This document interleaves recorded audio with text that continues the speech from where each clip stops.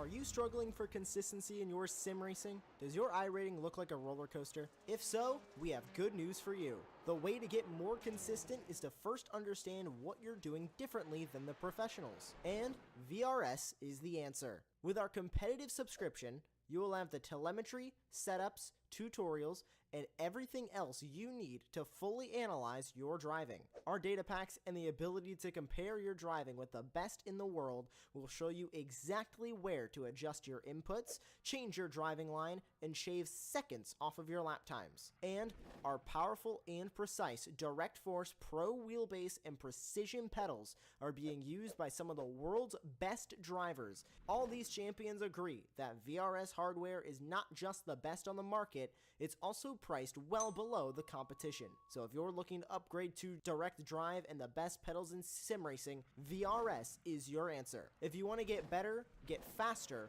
and make it happen sooner rather than later, you owe it to yourself to find out why so many people are switching to VRS. You'll be so glad that you did. Visit www.virtualracingschool.com and learn why the best use VRS.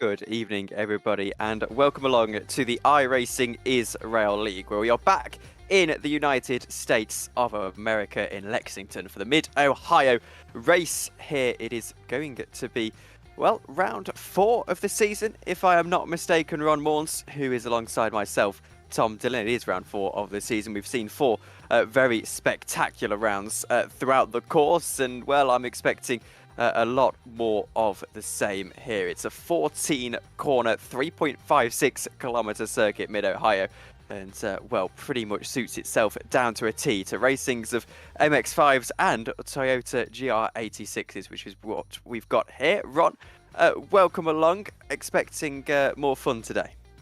Oh yeah, certainly. This series has put on some fantastic races so far this season, so I think here at the Mid-Ohio Sports Car Course in, well, Mid-Ohio, that's probably where they got the name from.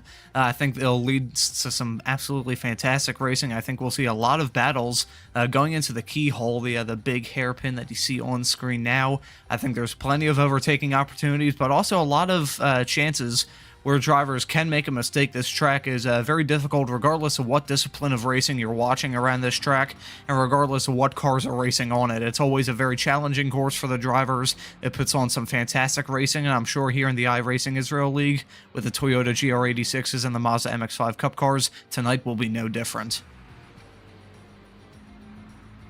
Well, we're having a look at the moment. It's Alon Day who is making his way around on what I believe is actually a flying lap for him. The drivers in the iRacing Israel League have got 2 laps to get the job done in the qualifying session early on, and well, Alon Day, unsurprisingly, is top of the standings at the moment. 3-time Euro NASCAR champion Alon Day might be 4-time. I'll double check on his stats. His Daniel Lerman, he's in 3rd at the moment, jumps up into 2nd with that lap crossing the line. He went 36.33, still 2/10 of a second behind our pole sitter Alon Day at the moment, but Lerman, who will come into the pits now, I would suspect, to presumably actually finish off his qualifying session as a whole, but he will go to the pits, as will Alon Day. Michael Simon goes up into 3rd in our MX-5s, and interestingly, Ron, it looks like we've got a little bit of a mix between some of our Toyotas being just behind the MX-5s and some of the MX-5s being just ahead of the Toyotas. Most definitely. You can see Tal Stern right now is actually behind a few of the Mazdas right now, so that'll be nice to see. What's always great about this season, this season of the iRacing Israel League, and we've seen it come a lot come up quite a few times during the season is the interclass mingling here between the Pro and the AM competitors. The Pro drivers, of course, are running in the Toyotas, and the AM drivers are running in the Mazdas. But just because they're in different classes with, you can say, different levels of driving talent and completely different cars entirely, it still lends itself to some very close racing. We've seen Mazdas battling with Toyotas, and we've seen how sometimes the different cars can get involved in the battles for the lead. We've seen multiple times throughout this season how an MX-5 battle can get disrupted a little bit by a Toyota just kind of sticking a monkey in the works there and creating a very interesting battle. So with the split in the midfield right now, with a lot of Mazdas worked in with the Toyotas, we'll definitely have to see how it works out on lap 1. That'll be some very close stuff there. I was thinking at a track like this, we might see a bit more of a split between the MX-5s and the Toyotas, but as you can see right now, our pole sitter, Marek, currently the pole sitter in the MX-5s, he's at a 136.7, and Alan Day, currently your pole sitter overall, is only about 6/10 quicker. So right now, it is probably the closest we've seen the MX-5s and the Toyotas, so this will be some very interesting stuff throughout this race. It's an interesting one, isn't it? Because you think they're two cars with completely different philosophies. MX-5 is very light, very agile. The Toyotas rely a little bit more on aerodynamics, and they end up being pretty much right around the pace of each other, but not enough so that you put them in the same class, which is why we've got this little bit of a switch between obviously our pro drivers and our AM drivers, or whatever you choose to describe the two classes as. Toma Ventura, by the way, this is probably his final lap, and you can see just how much trouble he's having with that MX-5 at the moment. It's really getting quite loose on him throughout the course of this would be Sector 2. Probably the final lap we'll see in the qualifying session. Checkered flag has just come out, and in fact the checkered flag has kicked him off of the circuit. So we can take you through our qualifying results as we get in to our 20-minute or 25 lap, depending on which one comes first, feature race. Here are your results then. Alan Day will start on pole position, Daniel Lerman alongside him on row 1, Nadav Yaron and Reem Gross row 2. Then Ishossi Gabay and your pole sitter in the MX-5s, Yovel Marek on row 3, Aviv Cohen and Gilad Heshika lining up behind them. Then it's Dmitry Shurkov and Tal Stern rounding out the top 10. And looking through the rest of the field, you can see Michael Simon and Dror Les rounding out your top 12. And then looking through the rest of the field, we have Arthur Elbert, the last place starter of the Toyotas. Then we have Ben Yosef in 14th. You have Zubrev in 15th. Ventura in 16th, as we saw him sawing the wheel before the qualifying session came to an end. Then Asaf Yaron in 17th. Yarmakov in 18th, and then Offer Mazuz in 19th. Very short field compared to what we've seen throughout this race. Participation dropping off a little bit, but I think even with a small field, I think we'll see some great racing tonight. Two races ahead of us, gridding up now, and well, you can see our safety car there. Ford Mustang will reel into the pits once all of the drivers do get gridded up. It won't be a formation lap, it'll be more of a formation half a lap. So I'll ask you quickly, Ron, in terms of predictions for this race. Personally, I think it'll be difficult to look past Alan Day, but do you think Daniel Lerman can do anything about that? I think at a track like this where there's not a whole lot of overtaking opportunities, I think Day will be in the catbird seat at least for the first heat, but I think we'll also see a lot of chaos throughout the field. It'll be very intriguing to see how this race plays out. And here we go. It's green flag flying. It's a very early start for Alan Day, who gets clear as they go down into turn 1. There is some side-by-side action a little bit further behind with our Toyotas, and I don't think it ends in too much positive progress being made. But Alan Day gets clear. In fact, he'd accelerated before they'd even left that final corner, and one of our Mazdas is trying to attack a Toyota. Oh dear, there's a crash in the background. Two Mazdas. It's the 420 car, I believe, and the number 30. We'll get a replay of that, I'm sure, in a moment. By the looks of things, it was Asaf Yaron who went off the circuit, and obviously Mark Zubrev who joined him in the incident. And Yaron in the 482 car, rather, not the 420 car. My eyes deceiving me there from a distance, but there he is. Disappointing start for him. Alan Day lost the lead for a moment, actually, but he's just got straight back past Daniel Lerman, who's now alongside him as they go up into this corner here. Day's a little bit squirrely. Daniel Lerman trying to draw himself alongside, applying a lot of pressure to Alon here, but Lerman is, well, having to stay behind for the time being. This is exactly what you were saying, Ron, in that it's not easy to overtake around Mid-Ohio. Well, there are definitely a few overtaking opportunities, as I mentioned right at the start of the broadcast. Going into the keyhole, the hairpin turn 2, that'll definitely be a spot to look out for. Beautiful shot there as the cars go past there. Going through turn 10 and into the very fast turn 11, where you can see the cars just on the edge. You can see the body roll of those right side tires scream out in pain as they screech through turn 11 and try and get woed up going through the final few corners. But I think another overtaking opportunity that we'll have to see, and I believe that was the one that Day used to retake the lead from Lerman, was going into turn 4, the China Beach gravel trap that you could see on the outside, the massive gravel trap there that we saw Simon Pagino go off at, Philip like 6 times in the IndyCar race a couple weeks ago. But I think that might be another good overtaking opportunity going down the straightaway that's usually used for starts in real life. So that'll definitely be one to watch. We might see another overtake here. We've seen how Slipstream can affect a lot of these races. I believe Lerman might look for a move on Day as they approach the braking zone of turn 4. Well, let's see if he can do it. He thinks against it for the time being, then actually will dive to the inside line. He goes to the outside line this time, Day.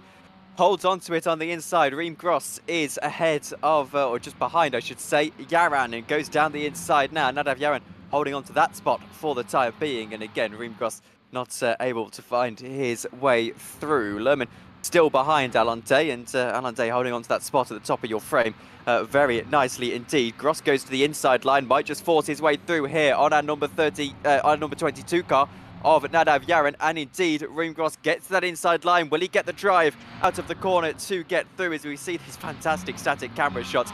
He indeed does exactly that. Up into the podium spots. Hashika just gets past Shirkov. That is in your MX5 classification. And a reminder that it is the top 8 that gets inverted inside of the iRacing Israel League. That will be for our second 20-minute heat, our second race here. A couple of things as well. There's been a slight off for Aviv Cohen a little bit earlier on. In fact, there's a big off for Yehuda Ben Yosef, who's caught up all alongside, I assume, Cohen himself. As there he goes in that 10 car. He gets away with it, I think. He's sitting in 5th in your classification. It's last, actually, draw last, I believe, the number 55 who gets caught up in that incident. My event thing wasn't telling me that he'd got off the circuit, and there you go, just caught up. And I don't think he saw that number 10 car coming, did he, Ron? That was weird when they were just kind of like linked together there. There was like a weird Siamese twin sort of action going on there between 2 MX-5s. That might look like a violation of natural law there, but that to me was really just a racing incident. I think you can really, both drivers might have done something wrong there, but I think at a track like this where a lot of drivers are just going to find any way to try and get past each other, because besides turn 2 of the keyhole and turn 4 that we're coming up to now, there's not a whole lot of overtaking opportunities, as we're seeing Ben Yosef try and get past Mazuz for 5th in the MX-5s. But I think we might see a lot of frayed nerves and a lot of impatient drivers throughout this race, as kind of at a track like this with so many turns and very, very tight racing surface, as you can see, certainly makes it look a lot bigger than it really is with these tiny MX-5 cars. But this racing surface here isn't the widest in the world, so you can get past, as we see Zubrev get past Ben Yosef. But I think a lot of drivers are going to get a bit annoyed when trying to follow another driver.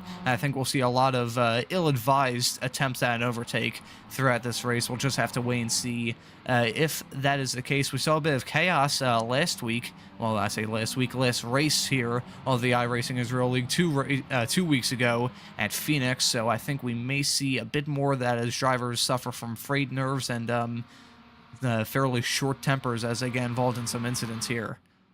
There was a little bit of a battle for a lead for a moment. Alon Day gets back past Daniel Lerman. Lerman is here looking very, very racy in that Toyota. Will look to try and get through at this opportunity. Alon Day trying to hold it off on that inside line, but he's not, well, he's going to find himself in a very difficult spot indeed. It's Daniel Lerman trying that outside line once again. Day gets better onto the brakes. Lerman will look for a bit of a switchback move here. Alon Day holding on once again, and well, 2 tenths of a second in between the two of them, just about half a car length in between the two of them.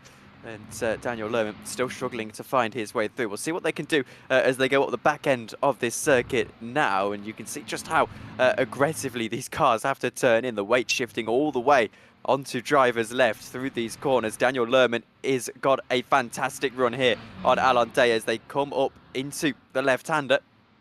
What can Lerman do? Can he draw alongside? Alon Day holding firm for the time being. And I think Alon Day will be intent on holding firm for the next 14 minutes or so of this race. Now onto the pitch straight then. Lerman is right on the tail of our race leader. 2.8 seconds is the breakaway pack, but it's not a long enough straight for Lerman to really feel the benefits of that slipstream. Getting past Alon Day is never really a easy task. Day is always very hard, very late on the brakes, and I think that might play into an effect here if Lerman can just try and outbrake Day, which is always a very tough order. He might be able to get past, but he hasn't yet. He might try and go for a switchback here. I think he might just try and focus on the run here. We saw that last lap as Lerman and Day battled going side by side into turn 4, and Lerman just hit the brakes a little bit earlier than Day did. Day has always had a great ability to just send it into the corners and try and brake really hard and really late. Oh, that was nearly contact there as those drivers basically neared each other there. It's like there's magnets attached to their cars as they went really close there, nearly contact there going into turn 4 and going through turn 4 for that matter. These drivers are battling very close, but so far Day has managed to maintain the lead. Seems to be the theme that's going on throughout the course of the day, and there's a little bit of gamesmanship as well from Lerman, who flashes the lights. Draw last is on the outside line, trying to find his way past Ventura, but Ventura in that number 13 car, who had a little bit of an off just a few moments ago, is holding on relatively well at the moment for that 8th spot in the MX-5s. You can see that 55 car looking very, very beaten up on the right-hand side, on driver's right. That car taking a few dents, and I imagine if this were a real race, the mechanics wouldn't be best pleased with draw last at the moment, having to repair that door. There is the 422 car off of the circuit. That is Mazuz. He always going to hit the wall as well. I heard a crunch of carbon fibre on the driver's left, and Mazuz is going to drop a few positions, and as is draw last off of the circuit, and has to make his way back on. That's disappointing way for him to end that little battle that he was looking set to make some progress through. Back to the lead battle then, as these guys not showing any signs of taking each other out just yet. Daniel Lerman still almost bump drafting Alon Day down this straight. We'll look to the outside line again. This is a story that he's played out quite a few times throughout the course of this race so far. Alon Day knows that if he can show him to that outside line, then he is golden, because there's not much opportunity to get through unless you get switched back, moved again. But again, Day just able to hold that inside line. The man who knows this track very, very well, I'm sure, clearly by how he's driving. He's defending, putting that car in exactly the right spot, even though Lerman is clearly a little bit faster. Now to the inside goes Lerman. Low for the lunge, and Day just holds on to it. That was very close to contact there as they went into Thunder Valley. That was very close between those drivers. They've had some very close calls in these last couple laps. We're only about halfway through this heat race now. We're only 9 minutes in to a 20-minute first heat here, but these drivers are pushing it really hard, and Lerman pushed it extremely hard there going through turn 12, and it's going to cost him dearly. He had a big slide there, managed to keep all 4 tires on the road, but he had a massive skid there, and that's going to cost him dearly. He was within a half a second now of Day, and now he's dropped back to nearly a second and a half behind him. We're seeing some more battling here farther in the pack. This is the battle between the other last place runners. There's a Yaron, who are following now in the number 482 car. He was involved in that incident on lap 1. He's also had a few offs, I believe. I saw a couple laps ago he was on the inside grass, so I'm not exactly sure what happened to him. So he's definitely been involved in some incidents and is currently running 10th of the MX-5s and 18th overall. Just gone past the halfway mark as we see Yovel Marek. He's actually looking for move this time on Gabe, as he does. Window wipers going on there at the bow. It goes down the inside, gets himself through, and into 5th position overall. That's going to be a little bit of an awkward one for Gabe here, who thinks that actually, why is this guy passing me? He's got fantastic pace, but he is, at the end of the day, in the MX-5, and this is probably why, because Aviv Cohen is just behind Marek, and now despite the fact there is a 4.8 second gap to the car ahead for him, it's actually a case of him with a really difficult task, because there's a car in between the two of them, though Marek could find himself battling this Toyota here, and that would not be great for his progress. He's catching up, though, to Jaron Gross and then the leading pair. This is fantastic pace from Jovan Marek. 37 dead, his fastest lap time. He's only actually 0.3 of a second. Sorry, 36.4 his fastest lap time. He's only 0.3 of a second slower than Alon Day, who is in a different car to him. So Jovan Marek is clearly driving like a man on a mission at the moment. Definitely, he is. I think it's a mix of him just having a lot of pace at this stage of the race. As I mentioned earlier, the gap in at least one lap pace between the MX-5s and the Toyotas is very close compared to what we've seen throughout this season. And I think Marek is really on a mission at this point to try and build a gap between him and Cohen, who's currently second place runner. For some reason, there isn't a number next to him, but he is the second place runner in the MX-5. So I think he's just trying to build a gap there to try and have a very comfortable second half of this race. And we're seeing definitely Mark Zubrev not having a very comfortable time at the moment as he's battling with Ben Yosef. Manages to hold on to that position as Ben Yosef stays behind. I think he had a pretty good run, though. He was very wide as they went through the keyhole, but I think he tried to optimize that exit, so we might see a fantastic run. We are seeing a fantastic run there from Ben Yosef. Is he going to look for the inside or the outside? He looks for the outside, and he'll have to try, and it's a battle of the last of the late breakers here going into turn 4, and Zubrev manages to hold on to that position for now. We've got some more battling behind them of the damaged car, as you can see there, the damaged car Ventura. You can see the front end tucked in a little bit,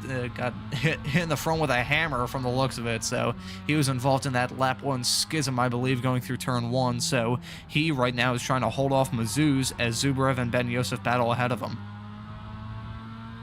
Pretty much everyone in the game has driven MX-5s at some point, and you'll know that perhaps the damage isn't a huge factor to think about with these cars, and often certainly doesn't feel like that. This is that battle, though, happening between Ben Yosef and Zubrev. Ben Yosef is in behind. There goes Gilad Hashika, who's just been overtaken by Marek. As you know, he hasn't. This is Gilad Hashika trying to hold off Tal Stern. This is for 7th. Well, in fact, this is Tal Stern in 7th position in the Toyotas, and trying to figure out which spot it is overall. This is for 11th position overall. So Tal Stern will be looking to get this job done with reasonable haste, as you don't want to be held up by MX-5 traffic where it's all possible. And that Toyota in that slipstream is going to just get a little bit more time. I wonder if the MX-5 has got a little bit less drag than the Toyotas, because of the fact that they're just smaller cars, have a little bit less aero on them as well, and that might just be giving them an advantage down this big back straight. Ben Yosef gets past Zubrev. They're side by side going down into this corner. It's well, going to be Zubrev who loses out, and Ben Yosef in the 10 car is able to get through. That was a big slide there, just a tiny little wiggle that Zubrev had going through turn 4, but it didn't affect him too much, though, as he's still very close to the back of Ben Yosef. It looked like he was going to try and just haul it around the outside going through there. That was not a move that was probably going to stick, but we'll have to see if Zubrev can hold on. That was a big slide there from Ben Yosef, so he's going to have a bad run as they drop down through Thunder Valley and go into the turn 10 and 11 complex. I believe Zubrev might look for a move down the inside of Ben Yosef. Those two drivers are going side by side. They're skidding quite a lot. You can see the counter steering that Zubrev had to do as he yeeted that MX-5 coming through turn 11, I believe that was. So that was some fantastic stuff there. I was fully expecting Ben Yosef or Mark Zubrev to either spin their cars around, or at least mow the grass, or even go all 4 off the track there, but they managed to keep it on the road and still stay line astern. But right now, their battling has now made this a 4-car peloton here. We've got Ben Yosef at the lead, then Zubrev, Ventura, and Mazuz all involved in this little pack here for the last top 5 position in the MX-5 battle towards the rear of the overall field. But still, regardless of what position these drivers are racing in, they're putting everything on the line to try and put on a very good show. And as a broadcaster, I really do appreciate having some fantastic racing to talk about. What do you think, Tom? Well, I think the Ventura is going to look around the outside here run as they go up into turn 7, but not really able to find the room onto the brakes just that little bit earlier is Zubrev, and somehow that didn't invite the 13 car alongside. Tommy Ventura has had a very difficult run today. We've got 4 minutes left in this race. That should be just about 3 laps. They won't sneak a 4th in, I don't suppose. If you're watching the broadcast we did last night, there was a bit of controversy at the end there. We weren't too sure whether the checker flag was shown in time. I don't think there'll be so many questions of that tonight. It's probably another point to bring out, actually, is mention one of our sponsors for this. Obviously at Apex Racing TV, we're an entire family here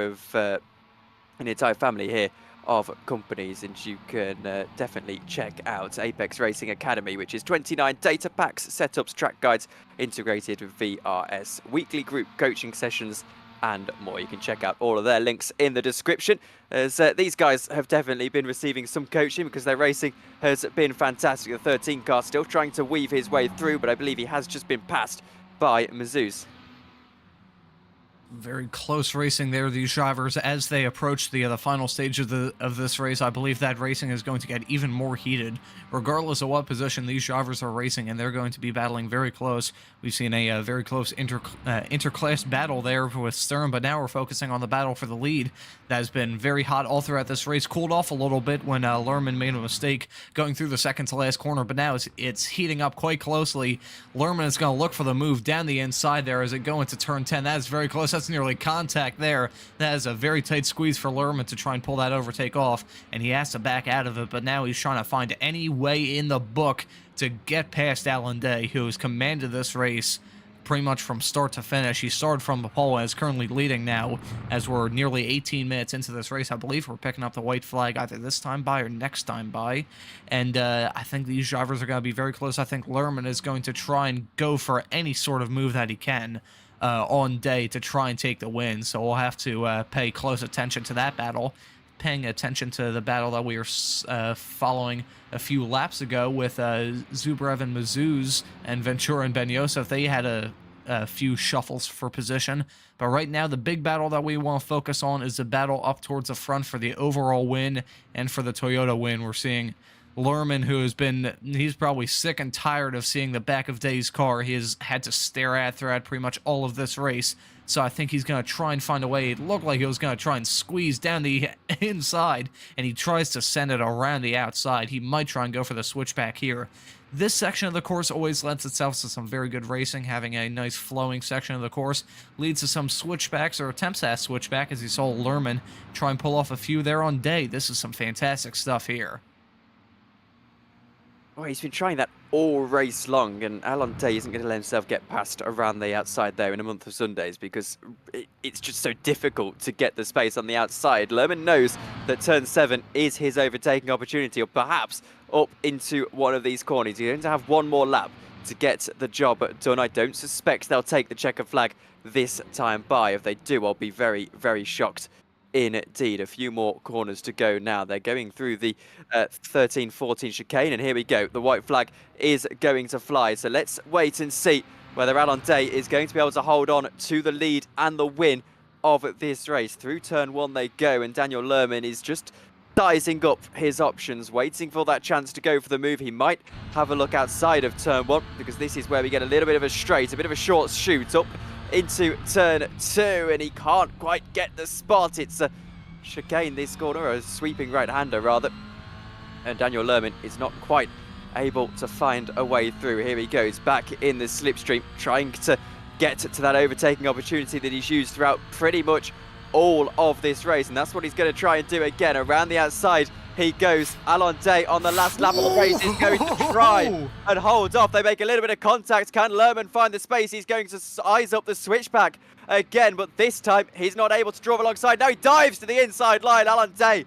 chops him across once again, and he should now, as they go through the final few corners of this racetrack, he should now hold on to this one. Lerman might have one more overtaking opportunity a little bit later on in the track, but Alan Day is holding on in fine style at the moment. Here goes Lerman, going to draw alongside and he is going to get alongside. It's so difficult. They're so close. They almost make contact, squeezing all the way into the wall. Lerman around the outside. Day is able to just hold on, but there's more contacts. There's more contacts between the two of them, but Day holds on. He's going to take the checkered flag as they round the final corner. Alon Day is going to win in Mid-Ohio. Lerman will race him, drag race him to the line, but it is Alon Day who wins in slightly controversial style, I think.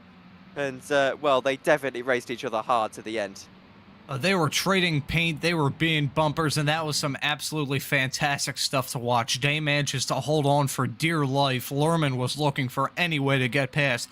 I thought he was going to... I thought those two drivers were nearly going to crash going down into turn 4, but now we're seeing some more battling towards the back here. This Ventura and Ben Yosef, those drivers going side by side through the section that Day and Lerman were nearly going side by side through. This is going to be some close stuff here if Ben Yosef can hold on, which it looks like he wasn't... it looks like he won't be able to. I was gonna say if he can hold on going through turn 13. Oh, that's very close.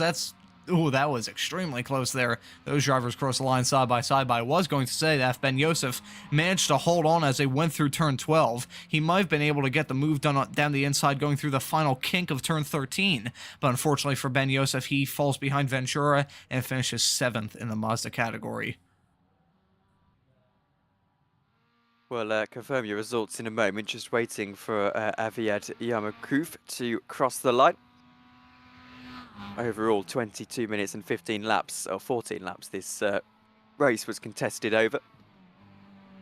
And, well, Aviad will collect himself a finish. He's taking his time a little bit as he goes around the last few corners of this circuit, but will get himself across the line and to take the checkered flag, and won't finish last because Asaf Yaron retired from the race in the latter stages there.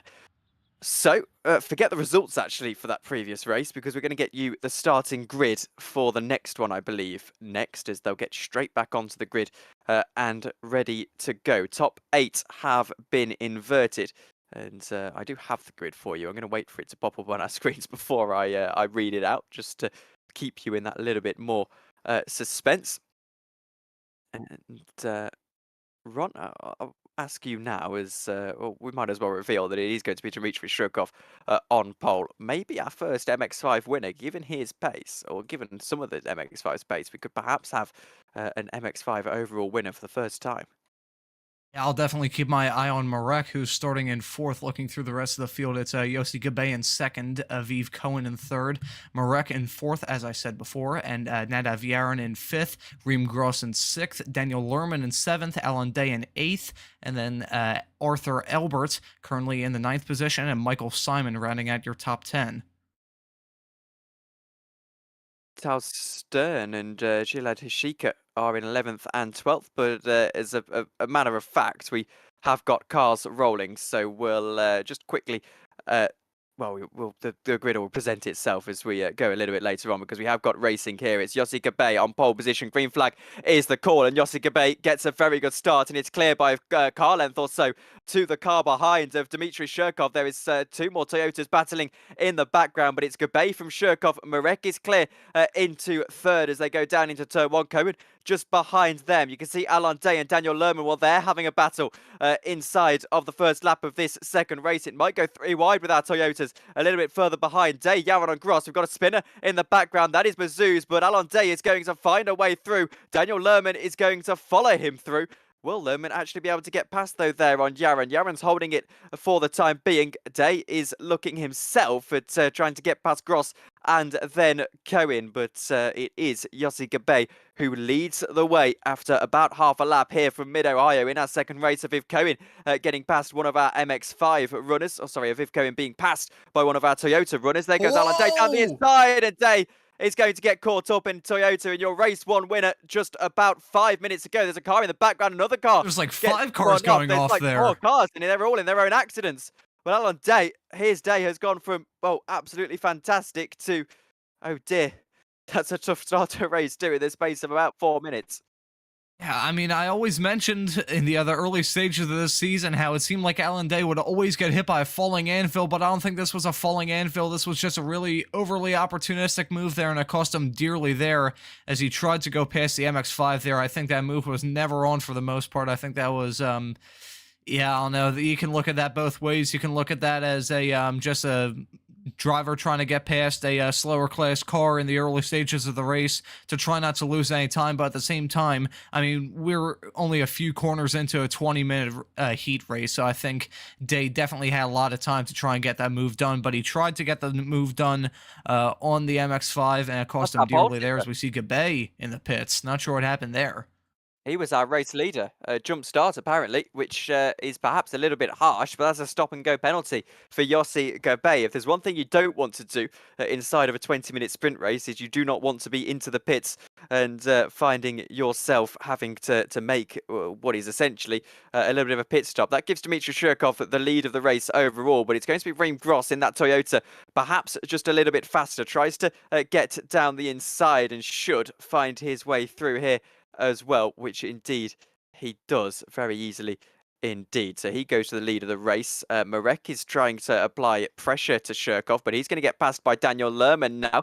In fact, back down the inside goes Marek. He knows that he's got the pace after that first race, and well, we'll try and defend against these Toyotas, but this time it's going to be Lerman who gets through for sure. And this must be frustrating as an MX-5, just not having that little bit of extra pace to find yourself getting staying ahead of the Toyotas, especially when you can see that race lead just that little bit of ways down the road. Those are always the most frustrating ones. I don't do a whole lot of multi-class racing, but whenever I do, and there's just a car ahead of you that's in a different class, a lower class, and it's just that tiny bit, they're just so close to you pace-wise, that's really hard to get past, and that's what we've seen so far in this race between the MX-5s and the Toyotas, and it's led to some great racing so far. And I think Lerman, he saw that mistake that Day has. They're still in the same camera shot, even with that incident that Day had, but I think Lerman sees this as a great shot to try and do wonders and try and get the win in this race. So I think he's going to try and throw every trick in the book to get past Shirkov. We might see a move here going down the inside of turn 3, the keyhole, but we will not see that yet. This will be something to watch throughout most of this race. We'll have to see the interclass mingling here between the MX-5s trying to get past the Toyotas and the Toyotas trying to get past the MX-5s.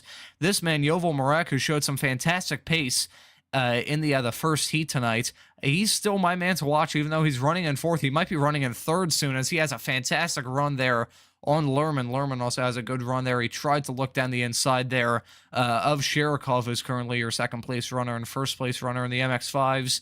There's some very close stuff there. That's nearly contact between those two cars. There's some great stuff here. Marek will be slightly cautious here because he knows that eventually Shirkov is going to get passed by Lerman, and when he does, that'll be his chance to attack. So I'd be surprised if we saw him going for an overtake on Lerman unless it was absolutely necessary to avoid him losing time. Asav Yaron was into the pits. He's off the track again, apparently. Whether he's retired from the race or not, I'm not too sure. He hasn't officially just yet, but we'll keep an eye on that. Lerman's going to get Marek is going to get overtaken here potentially by Yaron. I saw him go wide there at that corner. As he loses touch of this pack ever so slightly. Dmitry Shirkov, your MX-5 leader, is now under increasing pressure from Daniel Lerman, who's flashing his lights. I think he's saying, you don't have to get out of my way, my friend, but it would really help both of us if you did, because I've got a race to win, you've got a race to win. Let me get past and let's get on our way. But obviously, from Shirkov's perspective, he's got a car now in between himself and 2nd place in his class, so he's got no real reason to try and let Lerman through. Lerman will see Gross down the road, and he'll see Gross slowly pulling away. And now, as he goes to the inside line, should get through on this occasion. But he'll see Gross pulling away, and that'll be a huge frustration for him. Will he get through here? He's late on the brakes. Is he late enough? In fact, they're not on the brakes yet, are they? I forgot that that's a little bit of a kink of turn 6. Now, as they go into turn 7, he will get late on the brakes. Those Toyota brakes maybe just being a little bit more powerful than the MX-5s, and indeed they are. He goes into 2nd position, and that allows him to try and fly away and catch up to Reem Gross. I think if you're Daniel Lerman, you're seeing the gap that Gross was starting to pull from the front of Shirkov, who was right ahead of him. And I think if you're Lerman, you're thinking, I really need to get past him, because if I don't, Gross is just going to pull away and take a commanding win. So now that Lerman's get past, now this is a real game of trying to close that 1.4 second gap in the final stages of this race. I say final stages. We're not even halfway through. We're seeing some more battling here. That's a battle for the lead in the MX-5s. That was right as Shirkov got passed by Lerman. He's now dropped back and is under pressure there from Marek. Those two drivers are very close, and now Nada Viarin and Albert now are involved in this battle. There's some cool stuff here. We're seeing some more interclass mingling, which is just a great quirk of this series. I really got to applaud the people. I've got to applaud the people in charge of the iRacing Israel League. A lot of them are racing week in and week out, and they just the decision to have these two classes of cars, which have their own quirks and features, but they're still fairly close pace-wise, and it's just led to some awesome stuff that we've seen throughout the season. And as we see right now with a pack of 2 Mazdas and 2 Toyotas right behind them, this race is no different. Marek needs to get through. He needs to get through quickly because those Toyotas are going to be trying to get through as soon as they can. If Cohen, he's gone off the circuit. He was only off the circuit for about a second or so, so that puts him onto the grass, I would assume. Yaron's off and out of the race, actually. Here's the replay of what happened to Aviv Cohen. I would suspect he's tapped some grass here, or indeed gone onto the curb a bit aggressively, or he just gets mid-corner oversteer and sends him into the grass for literally a second and a half. Mazuz has crashed as well. In the meantime, I'm not too sure what's gone on there, but he's immediately gone to the pit lane. My word, Cohen looks like his tyres are completely overheated. He's really, really struggling. And there is Ofer Mazuz. He's had to get a tow there, hasn't he? Because he'd crashed and then jumped to pits. So he's been towed. Let's see what happened. And, well... I have a bad feeling about this. I think this is going through the turn 10, turn 11 section here. I gotta imagine you go off here, it's a massive off because you're gonna go nowhere else but the barrier. He slides through there. Actually, no, he manages to get it stopped. But I guess, yeah, he's gonna get it turned around. Nope. Not sure what happened there. Right. Did he quit? Oh no, he didn't quit at all. He just disappeared. Oh, no, he just drove. Yeah. I was wondering, like, maybe that was a glitch on my end or something like that. So. Just had a small little spin there. Not sure what brought him back to the pits. Maybe it was some technical issues later on. Maybe going through turn 1. We'll have to see here. Very tricky corner to get right. Oh, yeah, he definitely got that wrong there. Made a real hash of it. Hit the inside curb there and actually managed to get through there. So, not sure what happened there. We're going to see him going into the keyhole. Maybe he just gave up. Yeah, he's out of the race, I believe, or at least he's in the pits and not looking likely to come back in, so or come back out. So I would assume that that's his day done. Reem Gross is under pressure from Daniel Lerman. Lerman has really caught up, and as Marek has got to the lead of the MX-5s because Dmitry Shirkov has crashed. He's back on the circuit now, but he crashed out. So Marek is into the lead of the race. There is Shirkov trying to get himself back going again. He stays, in fact, he falls off the podium in the MX-5s up to 4th. We've got a replay for you of what happened here to Dmitry Shirkov, and he'd already been passed by Marek, so it just got even worse for him. There's contact with a Toyota. And again, a bit of a racing incident. Didn't really see the Toyota. The Toyota perhaps just a little bit later on the brakes than he thought. And, well, that is Shirkov's race pretty much. Not over, but definitely ruined in terms of his chances at victory. Daniel Lerman, well, he spent a lot of time running in second throughout the course of the day, hasn't he? We're 3/4 into our racing throughout this evening, and still he's not able to get himself ahead of second place. But this time it's Reem Gross, not Alan Day. Alan Day, though, is getting himself into a bit of trouble because he's made contact with Elbert, who, with a remarkable save, is able to keep hold of that car. Loses out the spot to Alan Day. And, well, Reem Gross still hasn't been past Daniel Lerman. We'll try and get into the slipstream, see what he can do. It's going to be the same thing that he tried with Alan Day on so many occasions throughout the first race. This time it's not Alan Day, it's Reem Gross, and I think Daniel Lerman would probably prefer to be trying to overtake Reem Gross here, but it's, again, just not quite able to get the spot. He's going to capitalise on Gross going onto the curb, but, again, there's just not a ability to make that move. He's got to set patterns here, and he's got to try and figure out how in the next 9 minutes he's going to be able to get through. Really conflicted on how Gross's car is driving because we saw he had that big curb hit down the inside of turn 4. So it could be a mix of Gross really just trying to push, or it could be Lerman applying expertly applied pressure to the back of Gross's car right now. You can see both of these drivers are driving 10/10. Lerman is he's looking to the left, he's looking to the right, he's looking on any way to try and take the lead of this race. He is sick and tired of running in second place tonight, so he is definitely a man on a mission now. he's going to try and get past it. It looked like there, ooh, that is some very interesting defending there from Gross. Pretty much ran Lerman all the way down to the pit wall. That was contact there. That was most definitely contact. We didn't get the best of view of that, but that was most certainly contact there as he went through turn 1. That was some very close stuff there. So I'm sure Lerman at this point, I mentioned earlier in the broadcast how we may see drivers' patience start to get very thin as they try and just find any way in the books to get past another driver. And I think we're seeing a textbook example of this from Lerman. He's trying to look for any way to get past Gross. We may see Lerman try and use the iron horn here on the back of Gross's car. We'll have to see if contact gets involved in this, but still, Lerman is very desperate to try and take the lead as we're over halfway through this race now. Well, Ron, you've done racing on both iRacing, I would assume, and you've spoken to me about how you've done your real-life stuff as well. How is Daniel Lerman right now? Are you approaching this? Quickly, before I ask you that, I can tell you that Hishika has passed Michael Simon. That's for second position in the MX-5s. Looks like Ben Yosef has had a slight off. He's lost a couple of positions. But you're Daniel Lerman right now. How are you getting past, knowing that you've got 7 minutes in hand? You've got the time to do it. You've got the time to try and formulate a move. How are you getting through?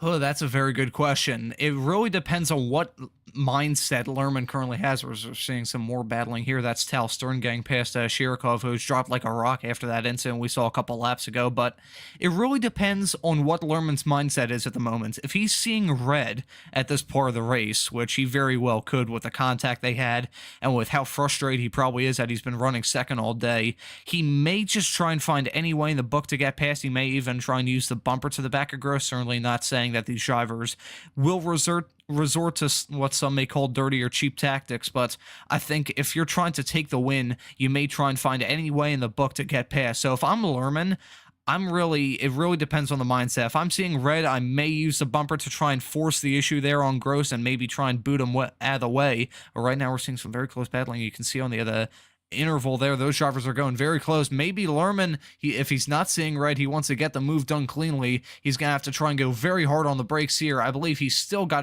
outbraken there by Gross, who sends it there going through turn 4 and manages to maintain the lead. I'm sure Lerman is absolutely furious. He just got on the brakes probably like just barely a tenth, maybe like less than a tenth, close to 100th of a second earlier, but you could definitely see that the brake lights on Lerman's Toyota definitely turned on a lot quicker than Gross's. So I think at this point, Lerman has to be furious. He's trying to find any way to get past. He is definitely a man on a mission. It really depends on what his mindset is to try and get past. He may use a bumper if he's seeing red, but if he's just trying to get past clean and try and win this race as a clean driver, he's definitely going to try and find a way to outbrake him. Or indeed gets the inside line. If he gets the inside dark line into turn 7, that is job done pretty much. I can say. I say turn 7. We're not using the layout with that 2-3 chicane, I don't believe. So technically speaking, it's not quite turn 7. My track map is misguiding me on that front. But here around the outside goes Daniel Lerman now as they go down into 4 and 5. Is he able to get through? No, he's not. He'll set himself up for a run. Got to get to that inside line early, and I think he knows it. Here he goes. Will Gross defend? Daniel Lerman is in the slipstream once again, and Lerman is going to try all he can once again. 15 minutes into the race, that inside line is held by Gross. Daniel Lerman, he's got to try and force his way through, surely, but Gross is defending so well, so he'll try totally the opposite, get all the way to the outside lines, try and set yourself up for that switchback move, which again, he's going to find, but the braking zone for the next corner of turn 8 is so quick that it doesn't quite work for you. And it's got to get frustrating. This is 2 races now, 2 20-minute races, where he spent the majority of his running trying to find the same move, and at every single opportunity, it just hasn't worked. I tend to stray away from Formula One references as we're seeing some very close stuff here, but I can imagine Lerman is feeling like Alonso did, stuck behind Petrov back in Abu Dhabi in 2010, but those drivers are very close there. There's nearly contact there as they went side by side going through turn 10, and Lerman finally finally gets past. I was wondering how long it was going to take because Lerman all throughout this race, whether he was battling with Day in Heat 1 or battling with Gross here in Heat 2, he's always been on the brakes earlier than the other driver. So I gotta imagine he was thinking, okay, trying to outbrake a driver, this is not going to work. I'm just gonna have to force the issue and absolutely go for it in the middle section of this track, which is tight and twisty, and I'm gonna have to try and use my superior pace and maybe my superior tires, because I'm sure Lerman, although he was pushing quite a lot, he's probably been a bit softer on his tires than Gross, who we've seen absolutely chuck that Toyota GR86 throughout this race. So I'm sure Lerman probably realized that, okay, I can't outbrake him. I'm just going to have to force the issue in the middle part of the track, and we saw that with a fantastic move there going through the final series of corners.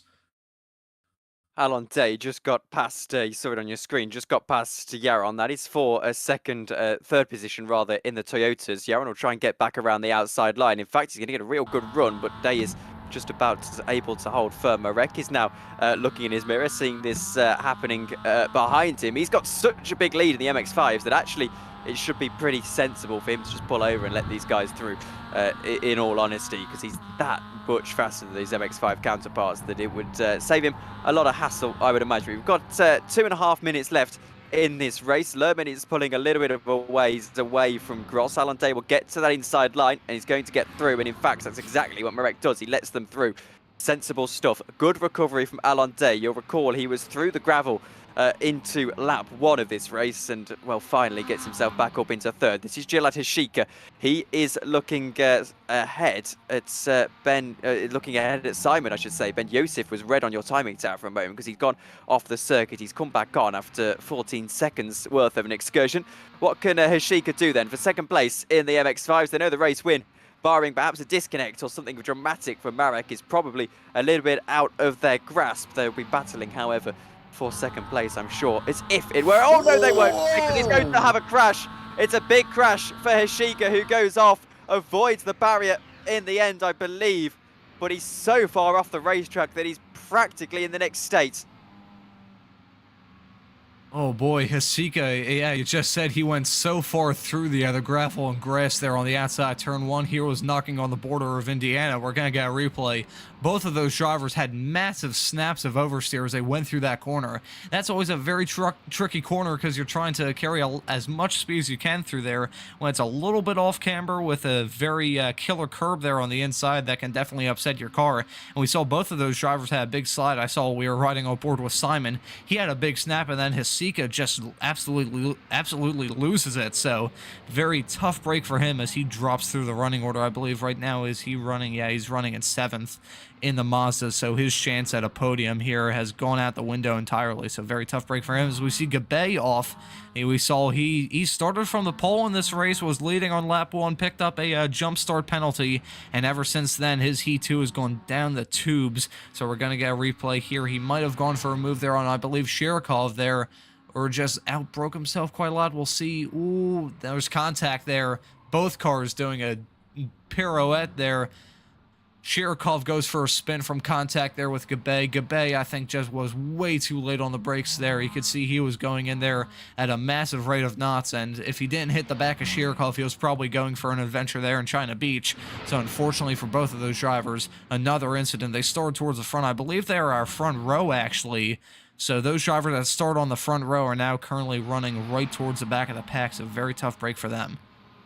It'll be checker flag for Daniel Lerman this time by. Would like to get a shot of him. I think he's going through the last couple of corners now, as the checker flag should be out this time by. Where is Daniel Lerman? Here he is. He's got a couple of corners to go. Alon Day is switching back and forth with Yaron. He's going to hold on to the spot, though, into third place. This is Sector 2, isn't it? So they've got a little bit of a way to go just yet, these guys.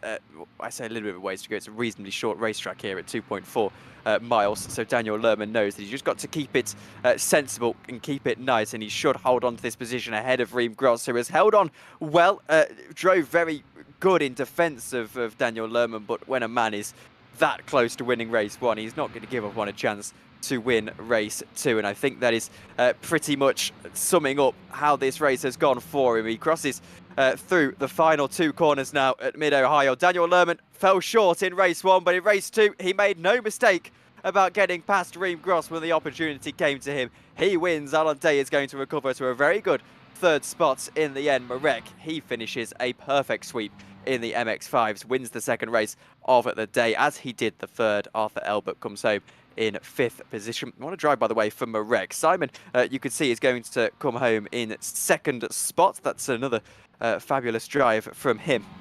But I just want to talk quite quickly as well. We'll see all the other drivers crossing the line run. That pace from Marek has been superlative today. That was absolutely fantastic stuff. He was definitely my standout star from the race. We don't award a driver of the day here on Apex Racing TV, but if I had to give a shout out to any driver, it would definitely have to be Marek, because I mentioned at the start of the race how if anyone was going to try and disrupt the Toyota battle, the Toyota real dominance that we've seen up at the front of the field, it was going to be Marek with a massive amount of pace that he showed all throughout this race. You can see the gap between him and Simon for 1st and 2nd in the Mazdas was 13 seconds, and I'll check my live timing screens real quick. But I believe Marek was just absolutely quick. He set a fastest lap of 1 minute 36.7, which was just absolutely absurd. That was nearly a 10th quicker than Simon's fastest lap, so fantastic stuff from him. Your race results then for the second race here in the iRacing Israel League Round 4. Daniel Lerman wins 0.8 of a second to Reem Gross, which is actually a pretty big winning margin in this league, one of the larger ones we've seen this season, which says a lot. Alon Day finishes in 3rd, a good recovery after he went off the track early on in this one. Nadav Yaron comes home in 4th. Yoval Marek, he wins his second race of the day in your MX-5 classification. Arthur Elbert just behind him in a Toyota. Michael Simon and Aviv Cohen round out the MX-5 podium. Tal Stern, just a bit of a sandwich in between those two. Then it's draw last in 10th, Gilatis Sika and Dmitry Shirkov behind them. Yossi Gabay, Yehuda Ben Yosef and Mark Zubrev, the top 15. Then it's Toma Ventura and Aviad Yamakruv, your two final finishing cars, Ofer Mazouz and Azav Yaron, finishing out the grid, both retiring from this race. We're going to wait a moment here to see if we can get any interviews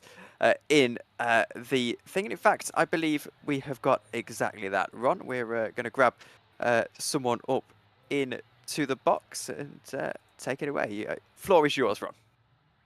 Hi. Saw some very fantastic stuff throughout this race. Let me real quick take a look. Sketcher 321. I'm sorry to be a bit rude, but Aviv, 34. Aviv Cohen, 34. Alrighty, so you had a fantastic race there. Had some very interesting stuff all throughout this race. How's the race from your end? Was a very tough race and very narrow track. So it was very hard to pass other cars. But at the end, it was like amazing course to drive it. Yeah, it was. We mentioned towards the beginning of this broadcast that this track was going to be a pretty tough one because there's not a lot of room for error. Was that the case for a lot of the drivers up and down the grid tonight? A lot of drivers had accident, including me. A lot of contacts, a lot of spins or off tracks. But I think we managed to over this race with great position at the end. And one thing that I would like to mention that we mentioned, probably beat the dead horse of throughout a lot of this race, was the fairly close nature of the pace between the Toyotas and the Mazdas. We saw in qualifying how the gap between the Toyotas and Mazdas was fairly close. Did you feel throughout this race that you had a real great opportunity to contend with a lot of the Mazdas? Contend with a lot of the Toyotas tonight? I had few places that I thought that the Mazda will be faster, some corners, I think turn number 2. The Miata took it way faster, but I think the GR is still a bit more paceable car. Yeah, it was fantastic stuff. I mean, what I always like about this series is having that nice dynamic between the Toyotas and the Mazdas, where you see a lot of great battling. You see a lot of the times for the battles for the lead in the Mazdas, and you see Toyotas get involved in those. So it was some absolutely fantastic stuff, and it was great to have your insight on how the yin and yang effect was there with the Mazdas and the Toyotas. So thank you, Aviv, very much for joining us. Anyone you'd like to give thanks to or shout out? Thank you very much for all the viewers. Thanks, man. Really appreciate that. Thank you very much for the interview. We appreciate Aviv. Thank you. Have a great rest of your day. May have That was dragged him out Aviv Cohen, slightly everyone. I may have dragged him out slightly prematurely. My apologies to Aviv. But anyway, he was in the process of saying thank you. Michael Simon will jump in next. Michael, welcome along to the stream. Thank you for joining us. You had a pretty good run there in race 2, finishing in second position in the end. How did you manage those Toyotas coming up through the back? Yeah, hey guys. Yeah, for me, any run that I make it to the end, I guess, is a good run nowadays. But yeah, I mean, I don't have the pace of some of the others, but I just kind of, I had some nice fights there. The Toyotas, I don't know, dude, it's just crazy. It makes it interesting and everything, but the pace is so similar. It just really makes it tough. Like the first race, you're really there in a dilemma. You don't know if to let him pass or not let him pass. He's going to slow you down in the next turn, and then the group's getting away, and then you just got a gap, and it's really tough to close it. You got to learn, I guess. You got to do a lot of practice. And well, it probably leads me on to my next question, actually. How much practice did you do and do you do for an average Israel League race? Because I imagine it changes throughout the field, but you personally, how much have you done? Well, I'm probably not the best example because I also have been away for a few years just because of that actual reason, just the lack of time. I mean, I've been here since most people here probably don't remember, but I built up the league with Amir Mishulam. Like the first years I was here, and I was pretty active, but then a couple seasons, later, I just got really busy with life, and we're all working people. We all got families or priorities and stuff to do. So it's kind of a second thing. But I made a point of trying to be more active this season. So I actually practiced for a few hours this week. I tried to get on the practice servers. We have like practice servers, and Alon Day, he does an awesome, like a tutorial on the track and everything, and shows us his lines and gives us tips and pointers, which is really great. And so I tried to make a point of being here as much as possible. I know the others, most of them probably get to practice a little more, and it's all about practice, though. It's so obvious that, the more you practice, especially in race conditions, you have to join the official races all the time and just practice, practice, practice. It just makes you better. Well, thank you very much for joining us, Michael, and hopefully we speak to you after more podiums soon. Yeah, definitely. Thanks a lot, guys. You do an awesome job every time. I really want to thank you. And of course, thanks to everyone. I mean, the fact that I'm here is just because I make such a point of being here, just because I love the league, and I want to keep it alive and keep it going. And just, it's great. Just want to say thank you to everyone and everyone running it and putting in all the effort. You guys, of course, too. Heads up. Well, Thank cheers, you. Michael. Thank you. We'll speak to you soon. Bye-bye. Good night. That was Michael Simon. Well, Ron, thank you very much for joining me in the booth. Louis Araya has been on the production tonight, and we'll see you in 2 weeks' time when the iRacing Israel League returns. See you then. Good night for now.